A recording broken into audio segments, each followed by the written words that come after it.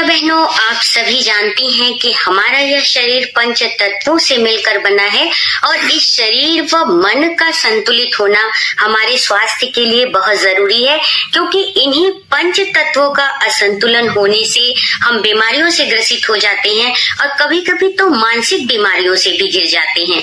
तो अपने शारीरिक और मानसिक स्वास्थ्य को बनाए रखने के लिए पंच तत्वों का संतुलन बनाए रखना कितना जरूरी है और क्यों जरूरी है, इन्हीं सब विषयों पर बहुत ही महत्वपूर्ण जानकारी देने के लिए आज हमने अपने कार्यक्रम में आमंत्रित किया है आचार्य विनोद जी को, जो आप लोगों को पंच तत्व, शरीर, स्वास्थ्य और संतुलन के बारे में जानकारी देंगे। तो आचार्य जी, आपका अपने कार्यक्रम में हम बहुत बहुत स्वागत करते हैं। जी धन्यवाद। आप बहनों को पहले ये ही बताइए कि ये पंच तत्व होता क्या है। पंच तत्व भारतीय दर्शन एवं आयुर्वेद का मूल आधार है। पूरे सृष्टि ब्रह्मांड का जो उत्पत्ति हुई है वो पंच तत्वों से हुई है। जी। तुलसीदास जी ने किष्किंधा में कहा है कि क्षितिजल पावक गगन समीरा, पंच रचित यह अधम शरीरा। यानी इस पांच तत्वों से ही हमारी शरीर बनी है। आकाश, वायु, अग्नि, जल एवं पृथ्वी। जी। तैतरीय उपनिषद में भी चर्चा मिलती है कि जो तत्व है, पृथ्वी तत्व से ही हमारी औषधि का निर्माण हुआ है। जी। औषधि से अन्न, अन्न से वीर्य और वीर्य से ही पूरी दुनिया की उत्पत्ति हुई है, हमारे शरीर की उत्पत्ति हुई है। कहने का तात्पर्य ये है कि ये पांच तत्व ही हमारे जीवन के लिए सबसे महत्वपूर्ण है। जी। चाहे वो शुरुआत अगर नीचे से हम करते हैं तो पृथ्वी तत्व, जल तत्व, अग्नि तत्व, वायु तत्व एवं आकाश तत्व, सभी तत्वों का हमारे शरीर में एक एक अपनी भूमिका होती है। अच्छा, तो जब भूमिका की बात हम लोग करते हैं तो आप क्रमशः बताइए कि पृथ्वी तत्व या जल तत्व, अग्नि तत्व, आकाश तत्व, इन सब तत्वों का जो है वो किस भूमिका में हमारे शरीर में योगदान है। जी, पृथ्वी तत्व हमारे ठोस शरीर को, हमारे मांसल चीजों को प्रतिनिधित्व करता है। यह शरीर की स्थिरता, संरचना एवं हड्डियों से संबंधित है। इसके असंतुलन से कमजोरी होती है शरीर में, हड्डियों के रोग होते हैं, ऑस्टियोपोरोसिस होते हैं और साथ ही साथ शरीर में भारीपन आ सकता है। लेकिन अगर इसकी अधिकता अगर शरीर में ज्यादा हो जाती है तो मोटापा भी बढ़ने लगता है। जी। इसके कुपोषण की संभावना भी रहती है। जी। अच्छा, तो जैसे इसकी अधिकता या कमी के किस कारण से हो जाती है, ये हम कैसे समझेंगे। पृथ्वी तत्व भारी तत्व होता है। जी। ठीक।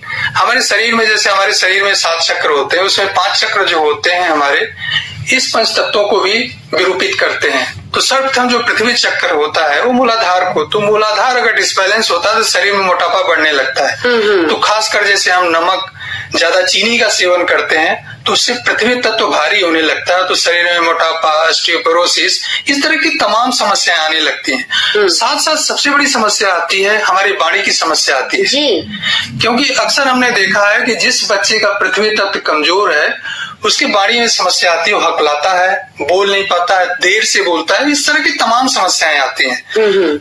तो अगर वाणी को ठीक करना है तो पहले पृथ्वी तत्व को ठीक करिए।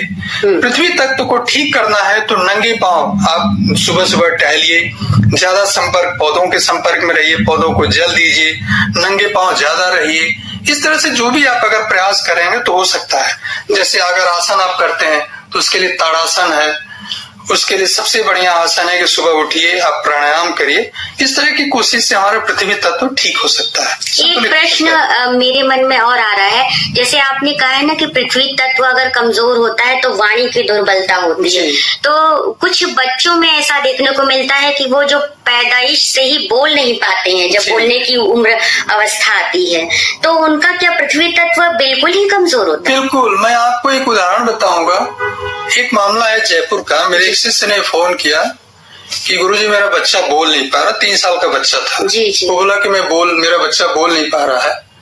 तो हमने इसको एक उपाय बताया जी, कि आप एक टब में मिट्टी भर लीजिए, खेतों की जो छोटी छोटी भुरभुरी मिट्टी होती है उसको भर लीजिए, उसके बाद उस मिट्टी का सुबह सुबह या दोपहर जब भी आपको समय मिले बच्चे को लेप करिए मिट्टी से। अच्छा। उसको आधा घंटा छोड़ दीजिए, उसके बाद उसको स्नान वगैरह कराइए। आपको बताऊं मैं कि 3 से 4 महीने में अद्भुत परिणाम मिला उसका। बच्चा बोलने लगा। ये है पृथ्वी तत्व का संतुलन। अगर उसको संतुलित किया जाए तो बहुत सारी समस्याएं हमारी हल हो सकती। ये तो बहुत ही विशेष बात आपने बताई है, और इसीलिए ग्रामीण परिवेश में ये देखने को मिलता है कि बच्चों को मिट्टी में ही खेलने के लिए छोड़ देते हैं और कहते हैं कि मजबूती आएगी उससे। तो ये तो बहुत अच्छा लगा। अच्छा, जल तत्व के बारे में आप कुछ जानकारी दें। जी, जल तत्व हमारे शरीर में जो तरल पदार्थों से संबंधित है। जैसे जो हमारा रक्त होता है, जो जल होता है, जो पेशाब वगैरह जो रस होते हैं, वो जल को संबोधित करते हैं, जल तत्व को संबोधित करते हैं। जब जल का संतुलन जब बढ़ता है तो डिहाइड्रेशन होती है, त्वचा की समस्या आती है, साथ साथ गुर्दे संबंधित और सारे रोग हो सकते हैं, इन्फेक्शन भी होते हैं। इस तरह से जल तत्व को संतुलन से सारे रोग हो सकते हैं। अच्छा, तो जल तत्व को अगर नियंत्रित करना है तो उसके लिए ज्यादा से ज्यादा तरल पदार्थों का सेवन करना तरल पदार्थों का सेवन।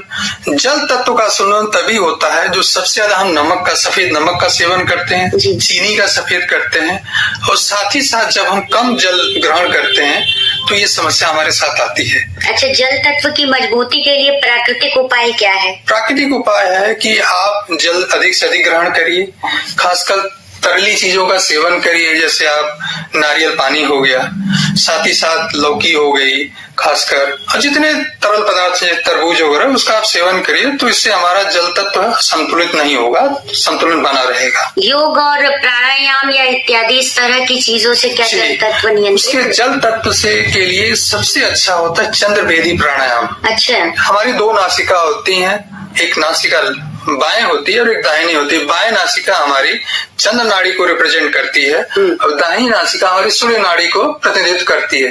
तो जब हम चंद्र नाड़ी से सांस लेते हैं और उसी को रोकते हैं, फिर सांस उसी छोड़ते हैं, इससे शरीर में शीतलता बढ़ती है, जल तत्व की वृद्धि होती है। अगर इनकेस अगर मान लीजिए हम कहीं किसी मुसीबत में फंस जाते हैं लंबे समय तक और हमारे शरीर में जल की मात्रा कम होने लगती है, तो जब हम चंद्र नाड़ी का प्रयोग करते हैं तो हमारे शरीर में जल की धीरे धीरे वृद्धि होने लगती है। इसलिए शरीर शीतल होने लगती है और असंतुलन जो जल का बना हुआ वो कम होने लगता है और उस तरह की बीमारियां हमें नहीं होती हैं, खासकर किडनी वगैरह के रोग नहीं होते हैं। शरीर में जो भी इन्फेक्शन वगैरह होते हैं जल तत्व से संबंधित वो नहीं होते हैं। अच्छा, जल तत्व से संबंधित और कौन सी बीमारियां होती हैं? जल तत्व में बहुत सारी बीमारियां आती हैं, जिसमें मुख्य रूप से एक तो किडनी हो गई, खासकर जीभ वगैरह के रोग उसी से होते हैं। सब जितनी बीमारियां जीभ की होती हैं सब उसी से ही होती हैं। इसके अलावा और स्थिर गुर्दा में मूत्र संबंधित बीमारियां होती हैं, सर्दी जुकाम होते हैं, शरीर में सूजन भी होती है और खासकर अत्यधिक पसीना भी आता है। ये सारी जल तत्व के संतुलन से ही होता है। इसलिए जल का कम से कम 3 से 4 लीटर सेवन अवश्य करना चाहिए नियमित। आपसे बातें करके बहुत अच्छा लग रहा है और बहुत नई नई जानकारी सुनने को मिल रही है। और इसी क्रम में अब आप अग्नि तत्व के बारे में हमारी श्रोता बहनों को बताएं कि अग्नि तत्व किससे संबंधित है और इसके असंतुलन से क्या होता है प्रभाव? जी, अग्नि तत्व हमारे पाचन को पूर्ण रूप से संबोधित करता है। जी, पाचन हो गया, हमारी आंखें जो होती है अग्नि तत्व को संबोधित करती है। जी। ऊर्जा हो गई, शरीर में जो ऊर्जा का वो अग्नि तत्व है। तापमान जो होता है, या साथ ही साथ शरीर में जो हमारी एसिडिटी होती है, एसिड होती है, जो अम्ल की स्थिति होती है, वो अग्नि तत्व ही निर्धारित करता है। जी। आपने देखा होगा जब एसिडिटी ज्यादा बनती है शरीर में तो एसिडिटी बनने से ही सारे रोग होते हैं लगभग। जैसे पित्त के रोग होते हैं, आपने सुना हो कि कहते हैं कि पित्त से 40 रोग होते हैं। जी। तो उसमें जो अग्नि तत्व की अधिकता से ही होती है।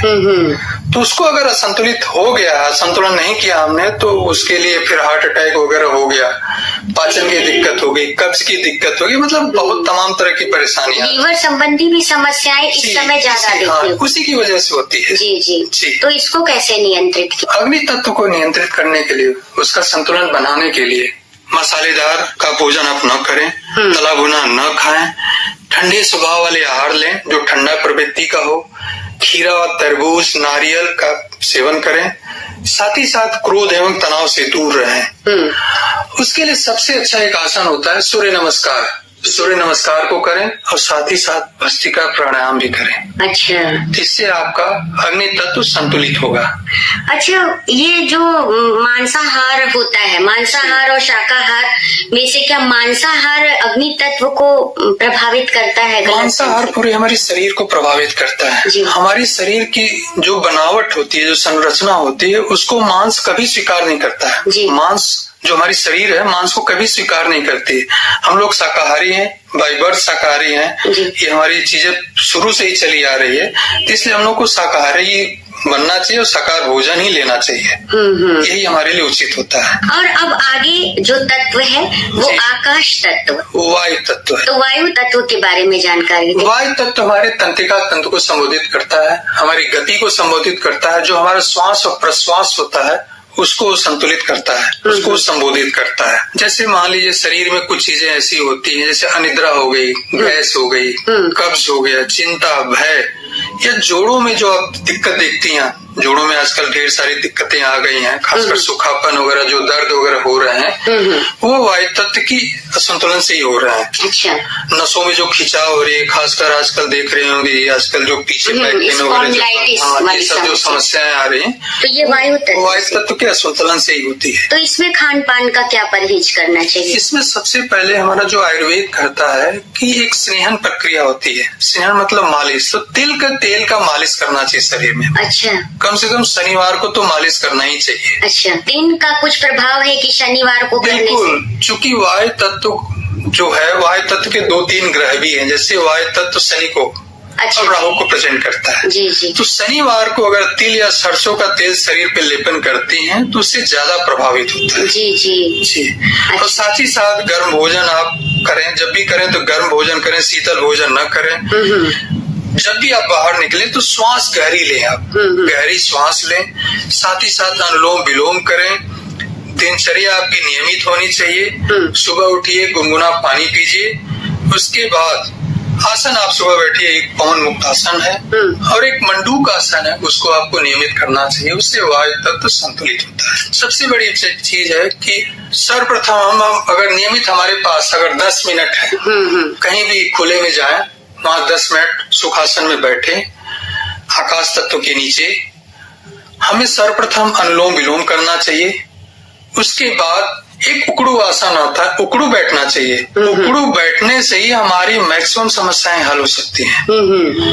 उकड़ू आसन एक ऐसा आसन है जिससे शरीर की सारी चीजें, जैसे जो हमारे 5 तत्व सब बैलेंस हो सकते हैं। तो मेरे कहने का तात्पर्य है कि हर व्यक्ति को सुबह 10 मिनट देना चाहिए और वो 10 मिनट अनुलोम विलोम पे खर्च करे, भस्त्रिका प्राणायाम पे खर्च करे, कपालभाति पे खर्च करे और साथ साथ उकड़ू बैठे। जब भी उनको समय मिलता है, 24 घंटे में जब भी उनको समय मिलता है खाली पेट, तो उकड़ू बैठा करें। अच्छा। उससे हमारे पूरे तत्व बैलेंस रहेंगे, संतुलित रहेंगे।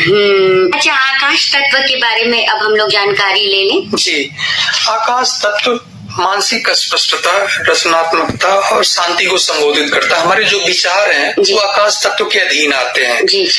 अगर ये असंतुलित होता है तो बहुत सारी समस्याएं आती हैं। व्यक्ति आप देखे होंगे कि आजकल उदास रह रहा है, वो दिन भर सोचता रहता है, चिंताशील बनता है, ध्यान परेशानियां आती रहती है, एकाग्रता की कमी आती है, अकेलापन उसके ऊपर हावी रहता है और किसी चीज के अंदर उसके अंदर मतलब सिर वगैरह में दर्द होता है और उसके अंदर भावनात्मक परिपक्वता और साथ ही साथ उसके अंदर भावनात्मक रूप से कमी भी आती है कि आकाश तत्व ही सारे तत्वों का मूल है। जी।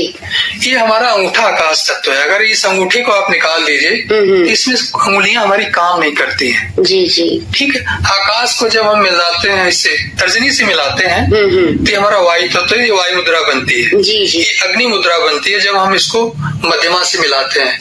ये हम इससे मिलाते हैं, अगर हम अनामिका से मिलाते हैं तो जल हो गया और इसको मिलाते हैं तो पृथ्वी मुद्रा बनती है। बहुत अच्छा लग रहा है। अच्छा, आकाश तत्व में जब उसको संतुलित करना हो, नियंत्रित करना हो तो क्या करना चाहिए? आकाश तत्व को संतुलित करने के लिए सबसे अच्छा ध्यान और साधना। जी। आप जितना मौन रहेंगे आकाश तत्व बैलेंस रहेगा, जितना आप ध्यान करेंगे आकाश तत्व बैलेंस रहेगा। आप कोशिश ये करनी है कि मैक्सिमम आकाश के नीचे रहिए। आपको याद होगा कि पहले के घरों में, पुराने घरों में आंगन हुआ करते थे। तो आकाशीय ऊर्जा सीधे हमारे घर में प्रवेश करती थी, तो पूरा घर हमारा शुद्ध होता था, हर व्यक्ति आकाश तत्व से संतुलित रहता था, परिपूर्ण रहता था। जब से घरों में आंगन होने बंद हो गए तब से हमें समस्याएं आने लगे। आप ये समझिए कि आकाश तत्व अगर ग्रहों की बात करें तो गुरु ग्रह को रिप्रेजेंट करता है। जितना आकाश विशाल है उतना गुरु भी विशाल है। गुरु हमारा लीवर का कारक होता है, जैसे हमारे पूरे शरीर में सबसे विशाल जो अंग है वो लीवर को रिप्रेजेंट करता है। तो अगर आकाश तत्व खराब हुआ तो हमारा लीवर भी खराब हुआ। तो आकाश तत्व के लिए सबसे अच्छा है कि आप नियमित ध्यान करिए, साधना करिए, मौन रहिए, त्राटक करिए, अनुलोम विलोम आप नियमित करिए। जी जी, बहुत। और मन को स्वस्थ रखने के लिए पंच तत्वों के संतुलन और असंतुलन की जो आपने बातें बताई, बहुत अच्छा लग रहा है। चलते चलते श्रोताओं से हमारी क्या कहना चाहेंगे? मैं यही कहना चाहूंगा कि नियमित अपने को आधा घंटा दीजिए, सुबह उठिए, आकाश के नीचे कहीं खुले में बैठिए, आप नियमित प्राणायाम करिए, अनुलोम विलोम करिए, भस्त्रिका करिए, कपालभाति का प्राणायाम करिए और साथ ही साथ आप मंडूकासन करिए। उकड़ू बैठना आप नियमित करिए। दिन भर में अगर आप 15 मिनट भी मिला के टुकड़े टुकड़े में बैठती हैं तो आप हमेशा स्वस्थ रहेंगे, आपके पांचों तत्व बैलेंस रहेंगे। बहुत अच्छा। आचार्य विनोद जी, आप हमारे कार्यक्रम में आए और श्रोता बहनों को पंच तत्व, शरीर स्वास्थ्य और संतुलन के विषय में इतनी महत्वपूर्ण और बढ़िया जानकारी दिए, इसके लिए आपका बहुत बहुत धन्यवाद।